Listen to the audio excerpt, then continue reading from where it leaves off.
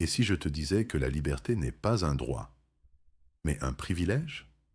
Un privilège réservé à ceux qui ont la force de la supporter. Car la vérité, c'est que la plupart des hommes ne veulent pas être libres. Ils veulent être rassurés, guidés, protégés. Ils appellent ça la morale, la justice, le bien. Mais derrière ces mots, il n'y a qu'une peur, celle de la responsabilité. Nietzsche l'avait compris. Il appelait ça la morale des esclaves. Une morale née du ressentiment, forgée par les faibles pour enchaîner les forts. Ils ont transformé leur impuissance en vertu. Ils ont baptisé leur peur du pouvoir bonté et leur soumission amour du prochain. C'est ainsi qu'ils ont inversé les valeurs. Le loup est devenu le coupable, la proie, la victime sacrée. Regarde autour de toi. On te répète que tout le monde mérite la liberté. Mais c'est faux. La liberté, c'est une arme. Et une arme entre les mains d'un faible devient un suicide. C'est pourquoi le monde moderne s'effondre. Il a confondu égalité et puissance. Il a offert la liberté à ceux qui ne savent pas quoi en faire. Nietzsche disait « Deviens ce que tu es ». Mais comment le peux-tu, si ton esprit est dressé pour plaire, si chaque opinion que tu portes est dictée par la peur d'être rejeté? Les faibles veulent des chaînes, mais dorées.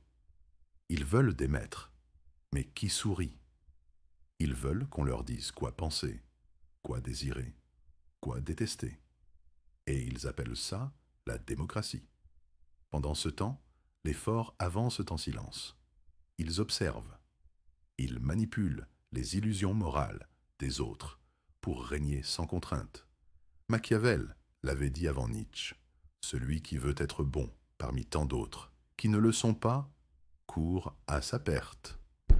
La bonté, sans stratégie, n'est qu'une invitation à être écrasé. Les maîtres du pouvoir le savent.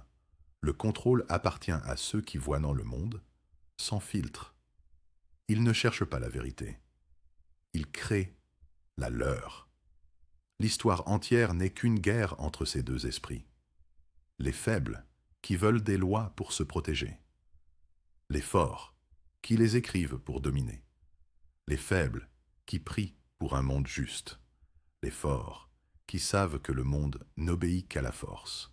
Et dans ce duel silencieux, seuls ceux qui osent penser froidement méritent la liberté.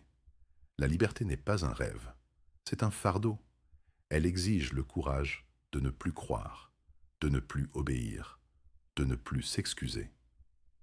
Être libre, c'est devenir son propre maître, même si le prix est la solitude. C'est comprendre que la morale est un instrument politique, pas une vérité. C'est refuser de ramper sous les lois de ceux qui ont peur de la puissance. Alors, pose-toi une question. Veux-tu être libre ou veux-tu être rassuré? Parce que tu ne peux pas être les deux. Les forts choisissent la lucidité. Les faibles choisissent le confort. Les forts façonnent le monde. Les faibles le subissent. Nietzsche ne prêchait pas la cruauté. Il prêchait le courage. Le courage de détruire les mensonges que tu portes en toi. Le courage de te forger comme une lame, dure, tranchante, indomptable. La liberté n'est pas donnée, elle se prend. Elle ne se mendie pas, elle se conquiert. Et seuls les forts en sont dignes. Souviens-toi de cette phrase, gravée comme un serment. Ceux qui ne peuvent se gouverner eux-mêmes seront toujours gouvernés par d'autres. Le reste, ce ne sont que des illusions pour esclaves.